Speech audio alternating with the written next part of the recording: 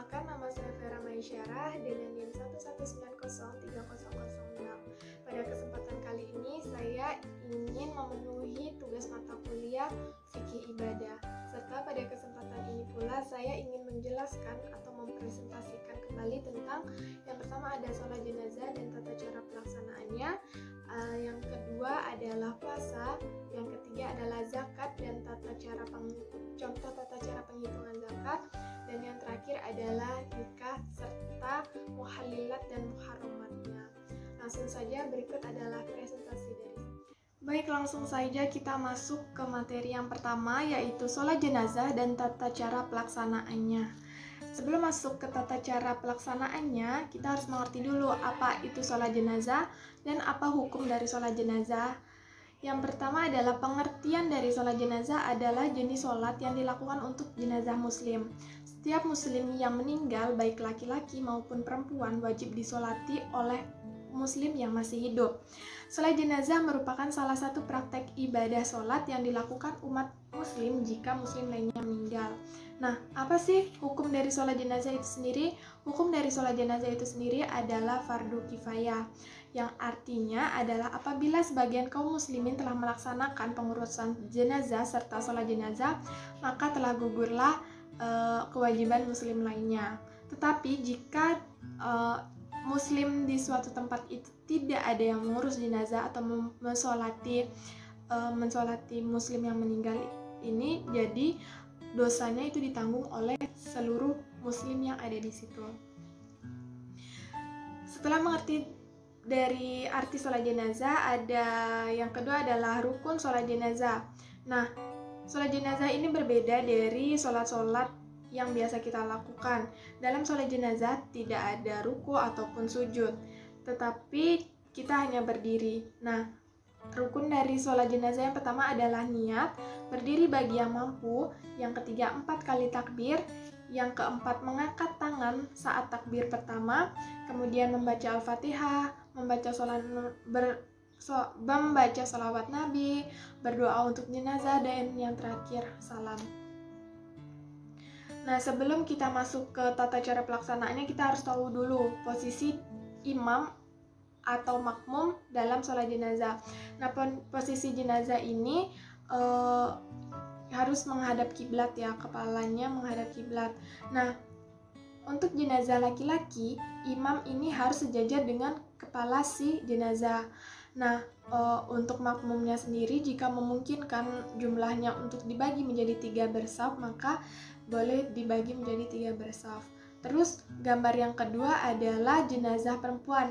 Nah, jika jenazahnya perempuan, letak imam ini sejajar dengan si pusar jenazah perempuan tersebut, dan makmum letaknya sama. Jika memungkinkan untuk dibagi menjadi 3 bersaf, maka dibagi menjadi 3 bersaf.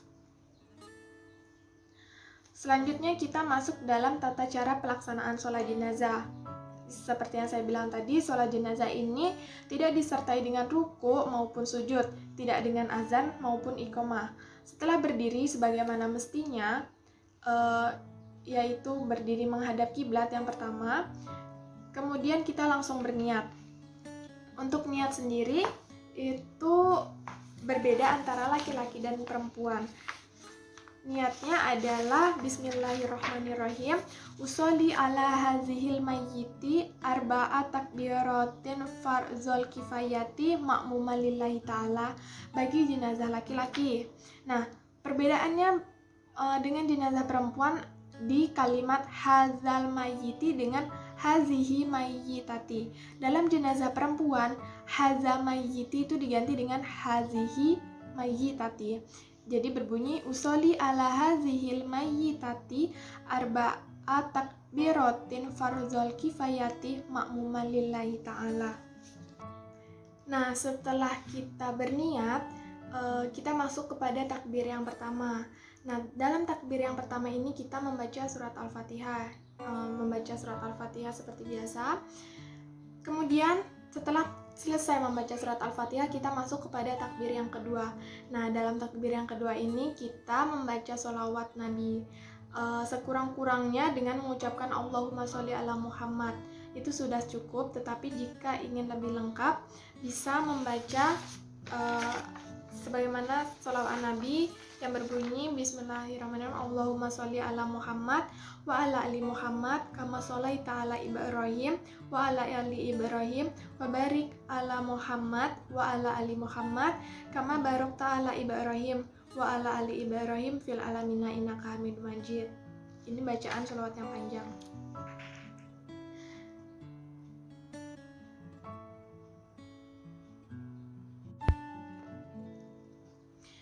Lanjut takbir ketiga, kemudian kita membaca doa untuk si mayit.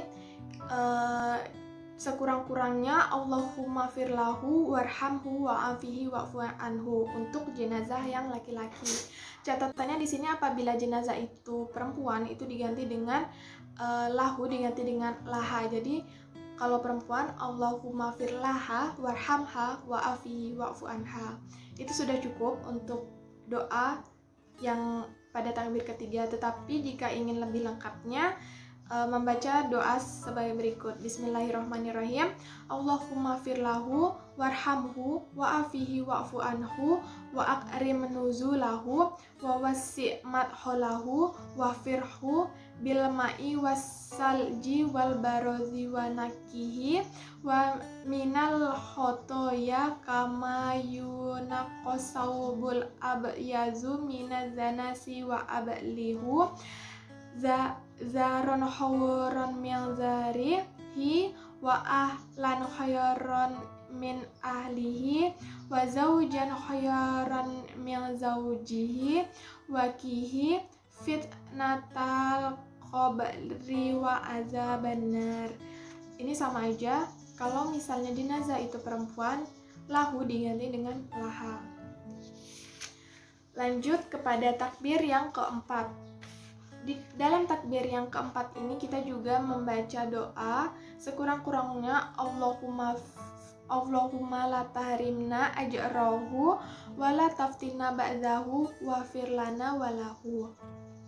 Ini sudah cukup. Ini sama jika jenazahnya laki-laki ini dengan lahu, tetapi kalau misalnya jenazahnya perempuan diganti dengan ha. Jadi Allahumma la tahrimna ajraha wa la taftina ba'daha wa filana walaha.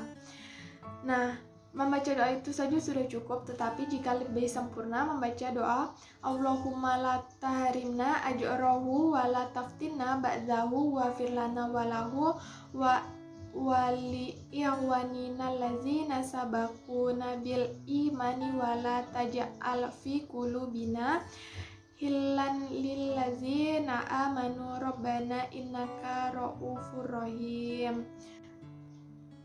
Itu lebih lengkapnya. Kemudian setelah takbir yang keempat terakhir yaitu mengucap salam. Assalamualaikum warahmatullahi wabarakatuh. Assalamualaikum warahmatullahi. Nah, setelah selesailah tata cara pelaksanaan sholat jenazah. Baik, langsung lanjut kepada materi kedua yaitu puasa dan macam-macamnya. Nah, puasa ini sudah sangat familiar di kalangan kita umat muslim. Tetapi pengertian puasa ini saya akan cantumkan, yaitu pengertian puasa menurut syariat Islam adalah suatu amalan ibadah yang dilakukan dengan menahan diri dari segala sesuatu seperti makan, minum, perbuatan buruk maupun dari yang membatalkan puasa, dari terbit fajar hingga terbenam matahari, yang disertai dengan niat karena Allah dengan syarat dan rukun-rukun tertentu. Nah, selanjutnya ada macam-macam puasa. Nah, seperti yang kita ketahui, macam-macam puasa itu dibagi menjadi dua, ada puasa wajib dan puasa sunnah. Nah, puasa wajib ini adalah puasa yang harus dikerjakan dan akan mendapat pahala, tetapi jika kita meninggalkan maka akan mendapat dosa. Di dalam puasa wajib ini sering sekali kita jumpai. Yang pertama adalah puasa Ramadan yang dilakukan 1 bulan penuh oleh umat muslim di bulan Ramadan. Yang kedua adalah puasa karena nazar. Artinya apa? Jika contohnya ada seseorang yang bernazar, jika saya lulus wisuda, saya akan bernazar puasa 7 hari. Nah, puasa 7 hari ini termasuk dengan puasa nazar atau utang. Terus yang ketiga adalah puasa kifarat atau denda. Dan yang terakhir adalah puasa qada atau mengganti puasa. Itu adalah beberapa puasa wajib. Terus ada lagi yang namanya puasa sunnah. Puasa sunnah ini jika kita kerjakan kita akan mendapat pahala, tetapi jika kita tinggalkan kita tidak berdosa. Ada beberapa puasa sunnah. Yang pertama adalah puasa Syawal, yang artinya puasa sunnah yang dilakukan selama 6 hari pada bulan Syawal pasca hari raya Idul Fitri. Puasa sunnah ini dilakukan di tanggal yang tidak ditentukan, boleh urut-urut maupun acak asal masih dalam bulan Syawal. Yang kedua adalah puasa Zulhijjah dan puasa Arafah. Puasa Zulhijjah adalah puasa sunnah yang dilakukan di 10 hari menjelang hari raya Idul Adha. Lebih lengkapnya tuh kayak sebelum hari raya Idul Fitri, Idul Adha, 10 hari sebelum itu kita berpuasa. Terus yang ketiga adalah puasa Muharram. Puasa Muharram adalah puasa sunnah yang dilakukan di bulan Muharram dan tahun barunya umat Islam. Puasa Muharram biasanya dilakukan di tanggal 10 yang dikenal dengan puasa Asyura. Terus ada puasa Sya'ban, ada puasa Ayyamul Bid, ada puasa Nabi Daud, dan puasa Senin Kamis yang biasa kita jumpai juga atau biasa teman-teman lakukan. Terus apa sih syarat dan rukun puasa itu sebenarnya? Yang pertama adalah syarat wajib puasa itu ada 4. Yang pertama adalah beragama Islam, yang kedua berakal sehat, yang ketiga baligh atau sudah cukup umur, dan yang keempat mampu melaksanakannya. Terus ada syarat sah puasanya yaitu Islam atau tidak murtad, mumayyiz, bisa membedakan mana yang baik dan mana yang benar, terus suci dari haid ataupun nifas, ini khusus bagi perempuan, dan mengetahui waktu diterimanya puasa karena ada beberapa waktu dilarang untuk berpuasa. Terus yang ketiga adalah rukun puasa. Rukun puasa ini ada 3, Islam, niat, serta meninggalkan segala hal yang membatalkan puasa dari terbit fajar hingga terbenam matahari. Nah, seperti yang sudah saya singgung tadi, ada waktu haram dan makruh untuk berpuasa. Nah, ada beberapa waktu yang malah kita diharamkan untuk berpuasa. Yang pertama ada hari raya Idul Fitri, yaitu pada 1 Syawal, hari raya Idul Adha, hari-hari tasyrik yaitu 11, 12 dan 13 Zulhijjah, hari Syarq yaitu pada 30 Sya'ban, puasa selamanya, wanita saat sedang haid atau nifas, saum atau puasa sunnah bagi wanita tanpa izin suaminya. Itu puasa-puasa yang diharamkan. Terus ada lagi puasa yang makruh hukumnya, yaitu ketika puasa dikhususkan pada hari Jumat saja. Jadi itu selama sebulan atau 2 bulan ke depan saya akan berpuasa setiap hari Jumat saja. Nah, itu tuh termasuk makruh. Jadi lebih baik puasa Senin Kamis aja kalau mau puasa. Terus ada hal-hal yang membatalkan puasa ini, menurut saya kawan-kawan udah tahu semua lah ya. Yang pertama adalah masuknya benda seperti nasi, air, asap rokok dan sebagainya di dalam rongga badan dengan disengaja. Jadi kita makan, minum itu kan membatalkan puasa. Terus bersetubuh, terus muntah dengan disengaja, terus keluar mani dengan disengaja, haid, hilang akal atau gila atau pingsan, serta murtad, itu yang membatalkan puasa. Dari semua pembatalan puasa ada pengecualian, yaitu makan dan minum dan bersetubuh dengan orang yang sedang bersaum tidak akan batal seseorang itu lupa dia sedang bersaum. Saum itu puasa ya. Jadi contohnya saya makan dan minum tapi saya benar-benar lupa, bukan pura-pura lupa. Nah, itu masih boleh dilanjutkan puasanya, tidak batal. Nah, itu dia tadi penjelasan materi kedua kita, yaitu tentang puasa dan macam-macam puasa. Baik, sekarang lanjut ke materi ketiga, yaitu ada zakat dan praktek menghitung zakat. Nah, Nah, sebelum masuk ke praktek menghitungnya, kita harus mengerti dulu pengertian dari zakat. Nah, zakat berasal dari bahasa Arab yang merupakan bentuk dari kata zakah yang berarti suci, baik, berkah, tumbuh, dan berkembang. Sedangkan menurut Syara', zakat merupakan nama bagi sejumlah harta tertentu yang telah mencapai syarat tertentu atau nisab yang diwajibkan oleh Allah untuk dikeluarkan dan diberikan kepada orang yang berhak menerimanya dengan persyaratan tertentu pula. Jadi dapat disimpulkan dari pengertian di atas bahwa zakat merupakan harta yang wajib disisihkan oleh seorang muslim sesuai dengan ketentuan agama untuk diberikan kepada yang berhak menerimanya. Terus macam-macam zakat itu ada dua, ada zakat mal dan zakat fitrah. Nah, zakat mal ini apa? Zakat mal adalah harta yang dimiliki oleh individu atau lembaga dengan syarat-syarat dan ketentuan tertentu yang telah ditetapkan secara hukum syara'.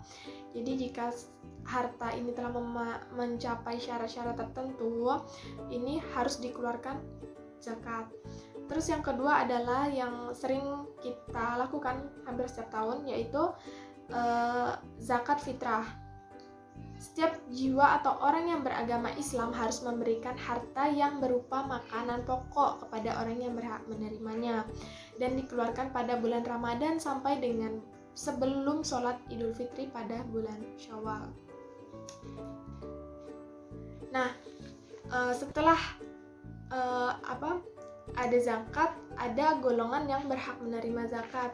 Ini ada 8 golongan yang berhak menerima zakat. Yang pertama adalah fakir. Fakir ini adalah orang yang amat sengsara hidupnya, tidak mempunyai harta dan tenaga untuk memenuhi penghidupannya. Ini wajib diberikan zakat. Terus ada yang kedua adalah miskin. Miskin adalah orang yang mempunyai pekerjaan tetapi hasil yang diperoleh tidak dapat mencukupi kebutuhan hidup sehari-hari. Yang ketiga adalah amil atau panitia zakat, yaitu orang yang diberikan tugas untuk mengumpulkan dan membagi zakat. Yang keempat adalah mu'alaf atau orang yang baru masuk Islam dan imannya masih lemah. Terus yang kelima adalah rikob atau hamba sahaya, adalah yang dijanjikan oleh tuannya untuk dimerdekakan dengan tebusan atau bayaran. Ini seperti budak tapi zaman dahulu ya.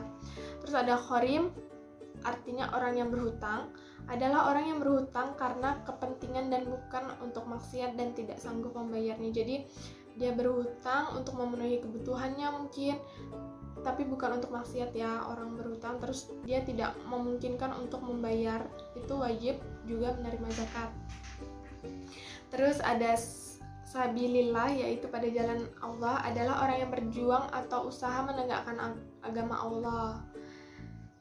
Terus yang terakhir adalah ibnu sabil atau musafir, adalah orang yang sedang dalam perjalanan dan yang bukan maksiat, mengalami kesengsaraan dalam perjalanan karena kehabisan bekal. Selanjutnya saya mencantumkan ini ada tabel perhitungan zakat, ada zakat fitrah dan zakat mal. Nah, kalian teman-teman bisa lihat ada zakat fitrah ini adalah memiliki kelebihan bahan makanan pokok orang yang ditanggung jawab. Terus zakat yang dikeluarkan yaitu 2,5 kilo per jiwa bahan makanan yang dikonsumsi, waktunya yaitu akhir bulan Ramadan. Terus ada zakat mal. Zakat mal ini terbagi lagi menjadi banyak, ada emas, perak, uang, harta temuan, kambing, sapi, onta, ternak lain yang bernilai ekonomis, penghasilan tetap, pertanian, dan lain-lain. Ini sudah saya cantumkan.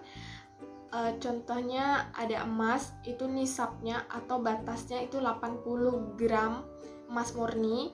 Zakat yang dikeluarkan 2,5% dan tiap tahun. Jadi contohnya si fulan ini mempunyai emas udah 90 gram emas murni dan udah tersimpan selama misalnya kurang lebih 1 tahun 5 bulan. Jadi dia ini sudah berhak mengeluarkan zakat yaitu 2,5% dari 85 gram emas murni tersebut. Dan seterusnya, itu sama bersama jika misalnya sapi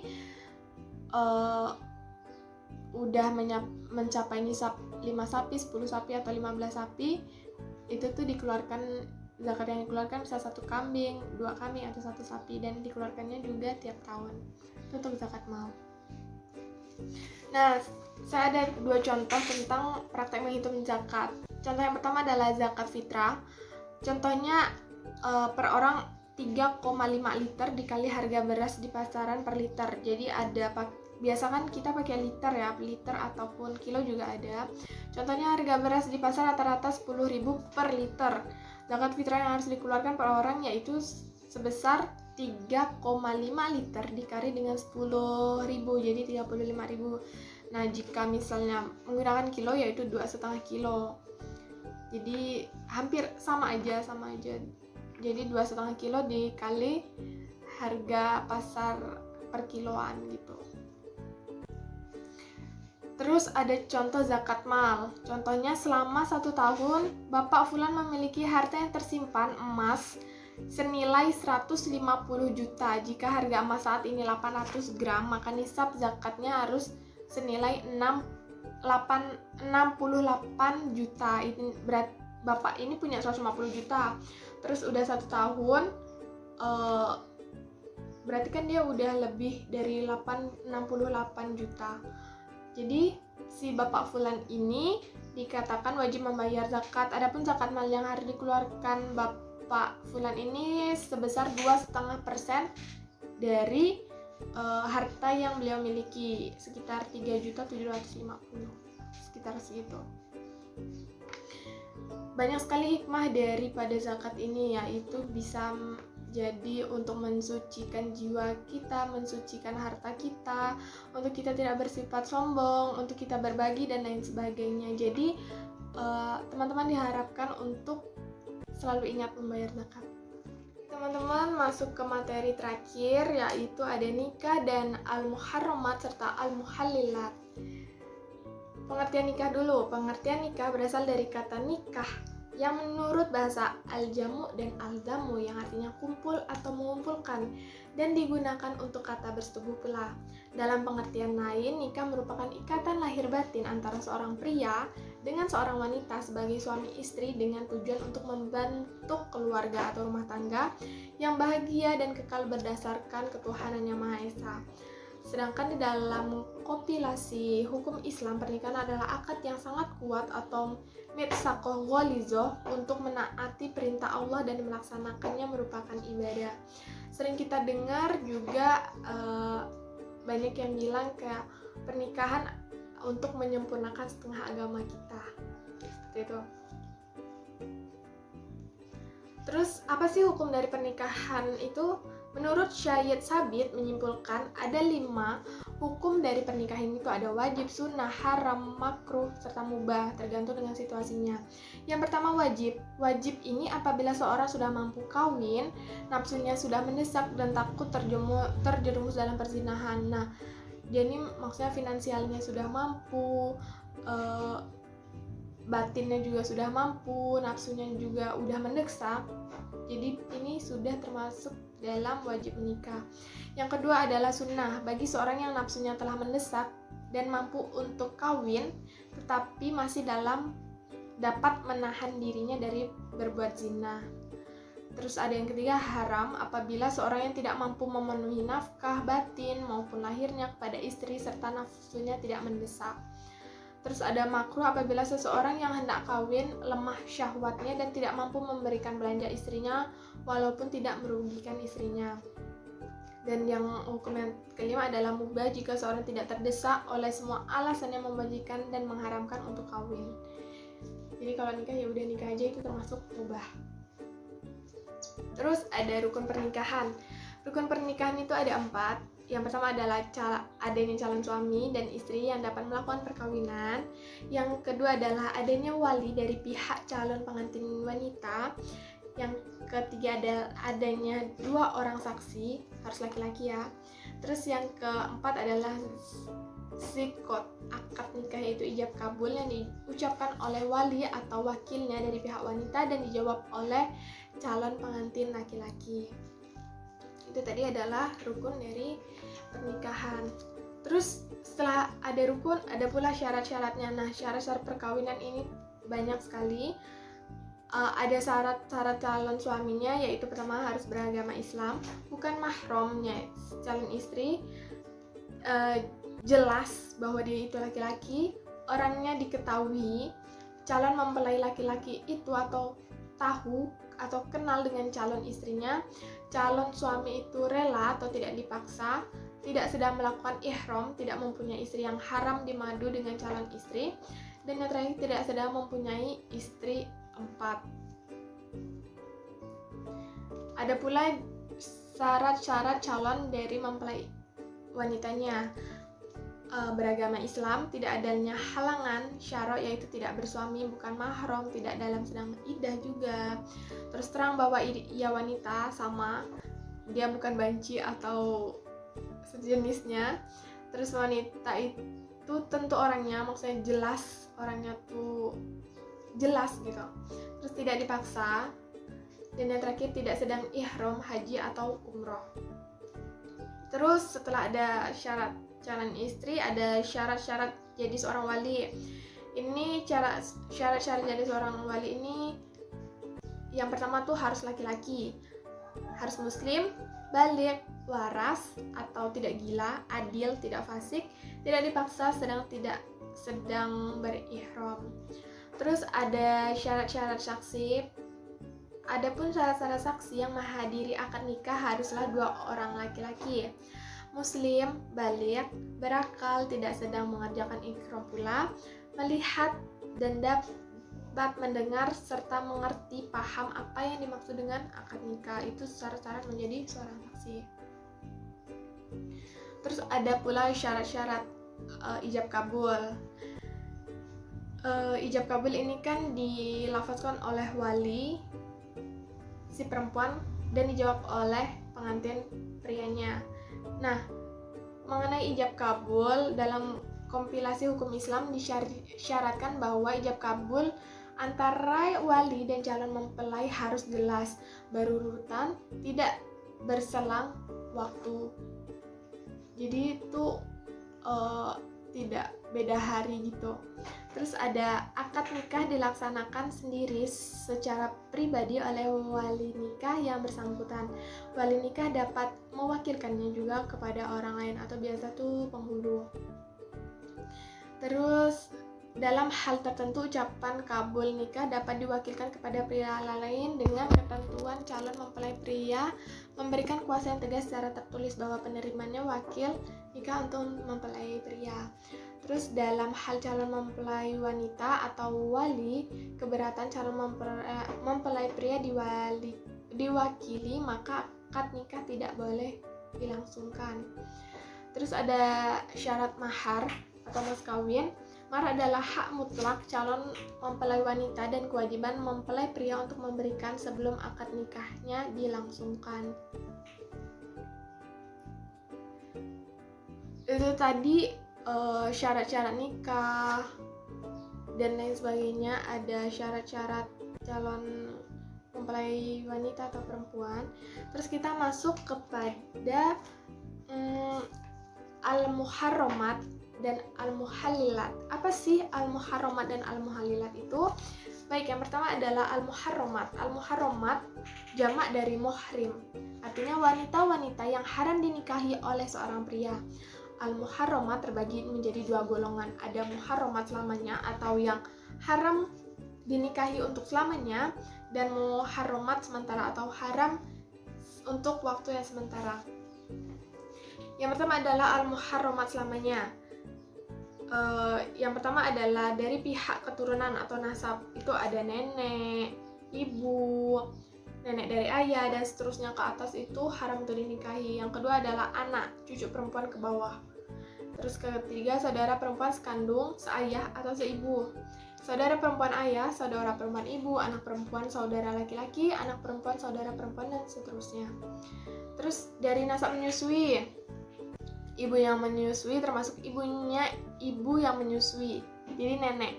Jadi misalnya si fulan ini menyusui kepada si A. Nah, si A ini haram untuk dinikahi, begitu pula mamanya si A ini. Terus ada saudara perempuan sepersusuan termasuk ibunya dan seterusnya. Terus haram karena perkawinan. Terus ada haram karena perkawinan, itu ada ibu dan dari istri mertua, anak tiri bila ibunya telah dicampuri, istri dari anak atau menantu, istri bapak, ibu tiri menikahi dua wanita sekaligus, keduanya muhrim, misalnya dua orang wanita yang bersaudara, misalnya kembar, terus dinikahin dua-duanya, nah itu nggak boleh. Terus ada keempat, haram karena sumpah li'an. Li'an adalah perkataan kepada istri dan ucapannya ialah sebagai berikut. Saya persaksikan kepada Allah bahwa saya benar terhadap tuduhan saya kepada istri saya bahwa telah berzina. Itu haram juga. Terus itu tadi adalah haram dinikahi untuk selamanya. Terus ada haram untuk sementara selama waktu tertentu dan dalam keadaan tertentu. Beberapa orang wanita haram dinikahi oleh seorang laki-laki apabila wanita tersebut dalam keadaan sebagai berikut. Yang pertama, dua wanita bersaudara haram dinikahi lelaki dalam waktu bersamaan atau di madu, tetapi jika sudah cerai itu baru boleh. Terus wanita yang terkait dengan laki-laki lain, ya jelas, misalnya istri orang itu nggak boleh dinikahin kan. Tetapi kalau misalnya dia cerai baru boleh. Wanita dalam masa iddah, kalau misalnya iddahnya sudah selesai berarti baru boleh. Wanita yang ditalak 3, wanita yang sedang ihram, wanita musyrik, wanita haram dinikahi oleh seorang suami yang telah memiliki istri 4, dan wanita pezina. Itu tadi adalah al-muharramat atau wanita yang diharamkan untuk dinikahi. Terus ada al-muhallat atau wanita-wanita yang boleh untuk dinikahi. Ini ya ada anak tante kita atau sepupu-sepupu kita, anak tiri kita yang ibunya telah kita ceraikan, cucu perempuan kita bukan cucu kandung, istri dari anak angkat dan anak tiri kita, anak angkat kita, anak perempuan ibu yang menyusui kita dan yang tidak menyusui pada ibunya, anak angkat yang menyusui pada ibu kandung, terus dan seterusnya, atau orang-orang biasa atau teman, itu termasuk al-muhallilat ya. Itu tadi adalah nikah serta al-muharramat dan muhallilatnya. Terus kita masuk kepada 5 jenis pernikahan yang dilarang dalam agama Islam. Jadi ada beberapa pernikahan yang terlarang dalam Islam itu. Yang pertama adalah al-mut'ah, nikah al-mut'ah. Nikah mut'ah disebut juga dengan nikah sementara atau nikah kontrak, di mana seseorang menikahi seorang laki-laki dengan seorang wanita dalam jangka waktu tertentu. Jadi misalnya si A dan si B menikah dalam waktu 1 tahun saja, setelah 1 tahun berarti mereka cerai. Nah, itu tuh termasuk pernikahan yang dilarang agama.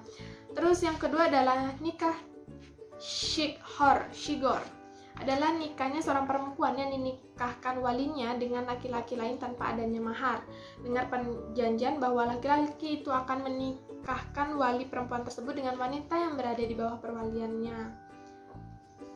Terus adalah nikah dalam masa iddah, baik karena perceraian maupun karena kematian suaminya. Jika menikah sebelum masa iddah selesai, maka nikah itu dianggap batal. Jadi misalnya si A ini telah cerai dengan suaminya, tetapi seminggu kemudian setelah cerai itu si A ini nikah. Nah, itu tuh pernikahannya dianggap batal karena dia belum melewati masa iddahnya. Terus nikah beda agama, ini jelas ya, dilarang. Misalnya si A beragama Islam menikah dengan si B yang beragama Kristen, itu nikahnya batal atau tidak sah. Terus ada nikah tahlil, yaitu menikahnya seorang laki-laki dengan seorang wanita yang sudah ditalak 3 oleh suami sebelumnya. Lalu laki-laki tersebut mentalaknya secara sengaja. Hal ini bertujuan agar wanita tersebut dapat dinikahi kembali oleh suami sebelumnya yang telah mentalak 3-nya setelah masa iddah wanita itu selesai. Nikah semacam ini haram hukumnya, termasuk dalam perbuatan dosa besar dan merupakan pernikahan yang dilarang agama pula. Baik, itu dia teman-teman materi tentang nikah. Tadi penjelasan materi dari saya. Semoga teman-teman bisa mengerti, semoga bisa diambil manfaatnya dan dibuang mudaratnya. Kurang lebihnya saya mohon maaf. Wabillahi taufiq wal hidayah. Wassalamualaikum